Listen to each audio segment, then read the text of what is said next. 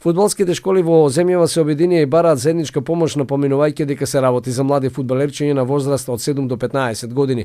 Откако стапија во сила мерките на владата во врска со пандемијата COVID-19, имаме забрана за вршење на нашата дејност, односно спортски тренинзи, која сите до еден од фудбалските клубови доследно се ја почитуваме. Тоа пак директно ги засега тренерите во клубовите затоа што остануваат без работа и без финансиски средства за екзистенција. Во информацијата се наведува дека во тренажниот процес се вклучени 6000 фудбалерчиња на возраст од 7 до 15 години, кои се регистрирани во сомет системот на Фудбалската федерација на Македонија под капата на УЕФА и ФИФА.